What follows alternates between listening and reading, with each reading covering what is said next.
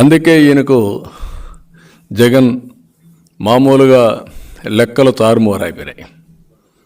170 సీట్లు గెలిచిపోతామని సంకలెగరేశాడు.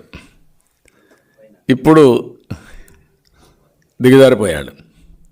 ఓటమి భయం పుట్టుకునింది తాడేపల్లి ప్యాలెస్లో. దానికోసం ఇప్పుడు 11 మంది ఇన్ఛార్జ్ ఒకటేసారి మార్చేశాడు. అంటే నాకైతే అర్థం కాల. 45 ఏళ్ళు నేను రాజకీయాల్లో ఉన్నాను, కానీ ఎమ్మెల్యేలకు మంత్రులకు ట్రాన్స్ఫర్లు ఉంటాయని నాకు తెలియదు ఇంతవరకు. వాళ్ళు ఎన్నుకుంటారు ఆ నియోజకవర్గంలో, వాళ్ళకి మీరు సీట్ ఇస్తారు. అక్కడ దోపిడీ చేసేసి అక్కడ అన్పాపులర్ అయిపోయి ప్రజలు ఎప్పుడెప్పుడు ఈయన వదిలించుకోవాలంటే ఆ పాపాన్ని ఇంకొక నియోజకవర్గానికి అంటగడతాడంట. ఇక్కడ చెల్లని కాసు అక్కడ చెల్లుతుంది. అంటే ఎంత బ్రహ్మాండి వీళ్ళకు. ఎక్కడికి పోతున్నారు మీరు? 4.5 సంవత్సరాలుగా 5 సంవత్సరాలుగా మీ ఎమ్మెల్యేలు ఆంబోతుల మారిగా రోడ్డు మీద పడి ఎక్కడికక్కడ భయభ్రాంతులను చేశారు మీ వాళ్ళందరూ. మామూలు కూడా కాదు. ఆడపిల్లలకు రక్షణ లేకుండా పోయింది, ప్రజానీకం యొక్క ఆస్తులకు రక్షణ లేకుండా పోయింది. మీకు ఏ దొరికితే చేశారు. అది చేసి ఈరోజు ప్రజలు రివోల్ట్ అయి తిరుగుబాటు చేసే పరిస్థితి వస్తే అందరినీ ట్రాన్స్ఫర్ చేస్తాడంట. 5 మంది దళితుల్ని ట్రాన్స్ఫర్ చేశాడు.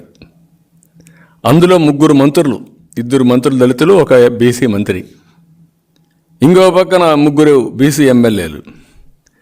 అందరినీ ట్రాన్స్ఫర్ చేసి మళ్ళీ గెలిపించేస్తాడంట. 170 మంది గెలిపించేస్తాడంట.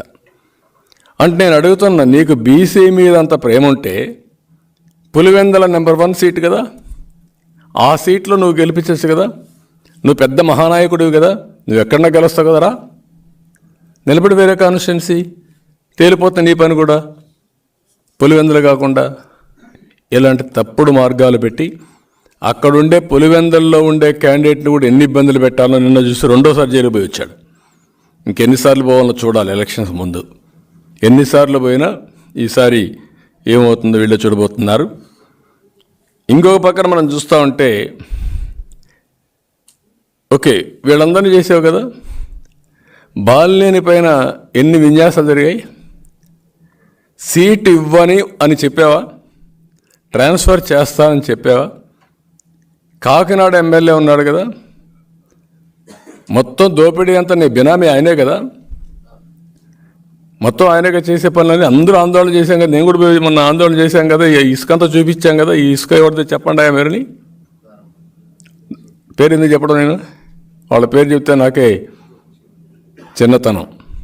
ఏం చేశావు అంటే, దోపిడీదారులు నీ మనుషులైతే నీ పేరు పెట్టి దోపిడీ చేస్తే అది దోపిడీ కాదు. ఏదో ఎస్సీలు వీళ్ళంతా ఉంటే అమాయకులు కాబట్టి వాళ్ళ సీట్లు తీసేస్తావు, ఇప్పుడు బయట పంపించేస్తావు. ఇంకొక పక్కన మీరు చూస్తే ఇన్ని చెప్పావు. 100 కోట్ల రూపాయలు ఫైన్ వేశారు పుంగనూరు ఎమ్మెల్యే, నీ మంత్రి. ఎవరేసారు? ట్రిబ్యునల్లో, ఎన్జిటీలో చాలా స్పష్టంగా జడ్జిమెంట్ ఇచ్చారు. 100 కోట్ల రూపాయలు ఫైన్ వేశారు. వీళ్ళు సుప్రీంకోర్టు పోతే 50 కోట్ల రూపాయలు కట్టమంటే కట్టారు. ఎవరి డబ్బులు అది? రాష్ట్ర ఎక్స్చెక్కర్ నుంచి కట్టారు, ప్రజలు కట్టే పన్నుల నుంచి కట్టారు. ఎందుకు మార్చలా? మార్చే ధైర్యం ఉందా మీకు? మార్చరు. అంటే పేదవాళ్ళు చూస్తే లెక్కలేనితనం. అందుకని ఇవన్నీ చూసినప్పుడు నేను అంటున్నా ఒకటే గుర్తుపెట్టుకోవాలి, 150 మందిని మార్చినా నువ్వు గెలవు. గుర్తుపెట్టుకో. నువ్వు చెప్పుకోవచ్చు, డబ్బులు ఇచ్చి సర్వేలు చేసి చేసుకోవచ్చు, ఎగరచ్చు. ఈ రోజుటికి ప్రజల్లో చాలా వ్యతిరేకత ఉంది. ఇప్పుడిప్పుడు బయటపడుతున్నారు.